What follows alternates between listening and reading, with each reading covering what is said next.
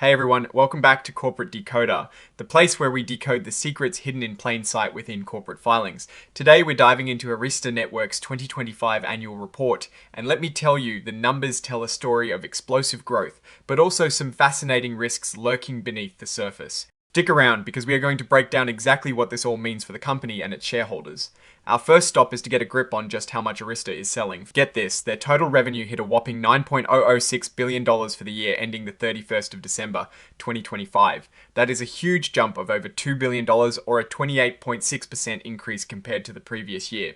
Imagine making over a fifth more money in just 1 year.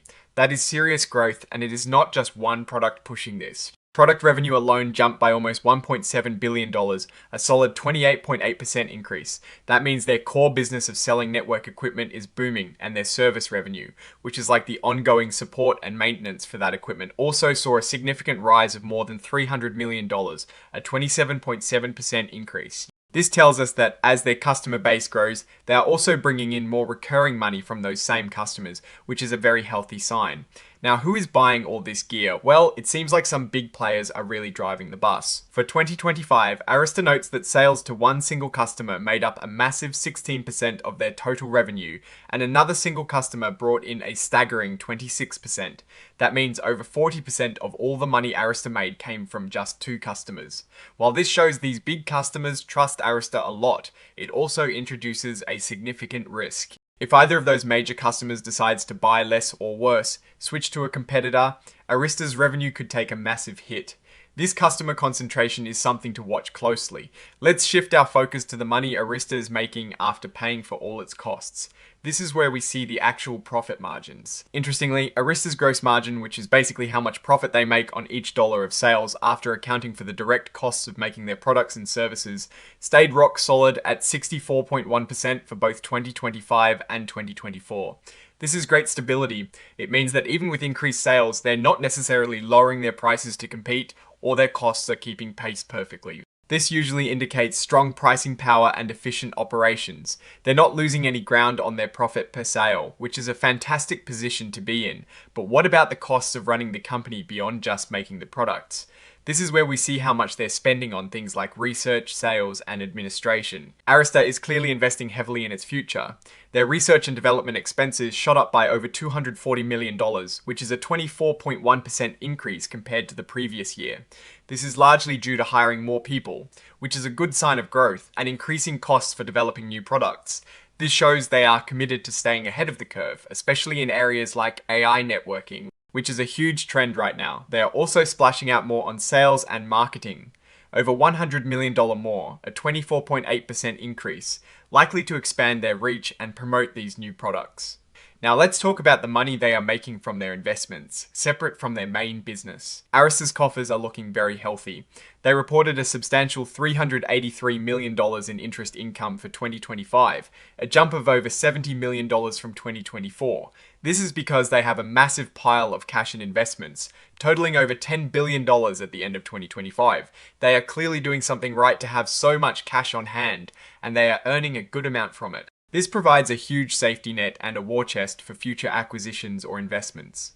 But with great financial health can come new tax burdens. This is a big number. Arista's provision for income taxes jumped significantly to $738 million, an increase of over $300 million compared to 2024. This is a 78.8% surge. Their effective tax rate also went up from 12.6% to 17.4%.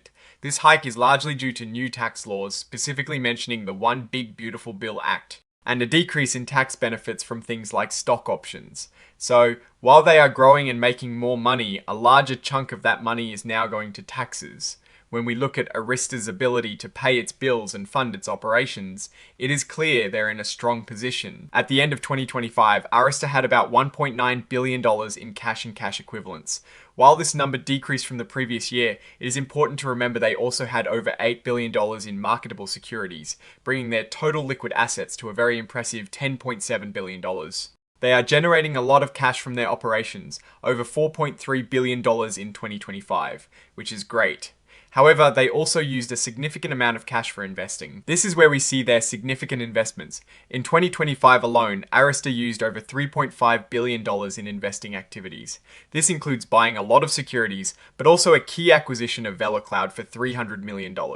This shows they are actively growing not just organically, but also through strategic purchases. And then there is the financing side. Arista spent over $1.6 billion on repurchasing its own stock in 2025. This is a major move suggesting they believe their stock is undervalued, or they want to return capital to shareholders. This is a significant outflow and shows a focus on shareholder returns, or at least a belief in their own stock's value. Now, let's talk about some of the most crucial elements for any company, its products and the risks it faces. Arista is in the high-tech world, which comes with its own set of challenges. This is a critical risk. Arista is heavily reliant on a few key suppliers for essential components, especially for their switching chips, where they depend significantly on one main vendor, Broadcom. This means if that supplier has issues, it could seriously disrupt Arista's production. They also mentioned tariffs and trade policies as a major concern, especially with manufacturing in countries like Malaysia, Vietnam, and Mexico, and also sourcing some components from China. Any trade war or new tariffs could directly increase their costs and hurt their profits. Expanding globally is exciting but risky. Arista acknowledges it faces challenges in different countries, including understanding local laws, longer collection times for payments, and political and economic instability in foreign markets. This is standard for any international company, but it's a constant factor to manage. This is a technical but important point. Arista's products are part of a larger ecosystem. They need to work smoothly with software and hardware from other companies. If those other companies make changes or introduce new standards, Arista has to adapt quickly. Otherwise, their products might not be compatible, which could hurt sales. This is the overarching theme of their risk factors section. They are navigating a rapidly evolving market. They face intense competition from giants like Cisco, and also from newer white box vendors who use open source software. The emergence of AI is a double-edged sword, driving demand but also introducing new competitive technologies like InfiniBand and NVLink that directly challenge Arista's Ethernet solutions in that specific space. They are also not immune to global events, mentioning the Russia-Ukraine conflict and the potential impact of pandemics which can disrupt supply chains. Finally, even the best companies have to manage their leadership. This notice details a planned stock sale by their CEO, Jayshree Ullal, along with others. This isn't unusual, as executives often plan stock sales. However, it is worth noting that their CEO and CFO are also recognized as a female leadership team, which the company highlights as a point of pride, and they are in a strong financial position. So, what is the verdict? Arista Networks is clearly a powerhouse in the networking industry.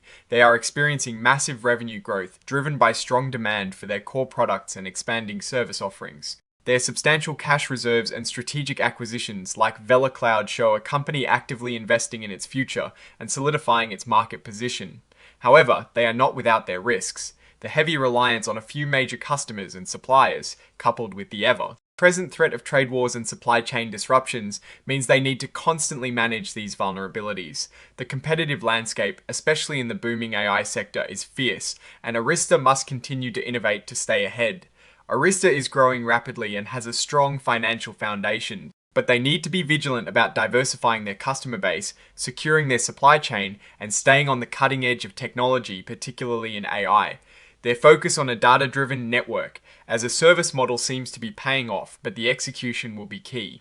What are your thoughts on Arista's financial results and their future prospects? Let me know in the comments below. If you found this breakdown helpful, please hit that like button, subscribe for more deep dives into corporate filings, and don't forget to join our Discord community linked in the description for even more discussions and insights. Thanks for watching, and we'll see you next time on Corporate Decoder.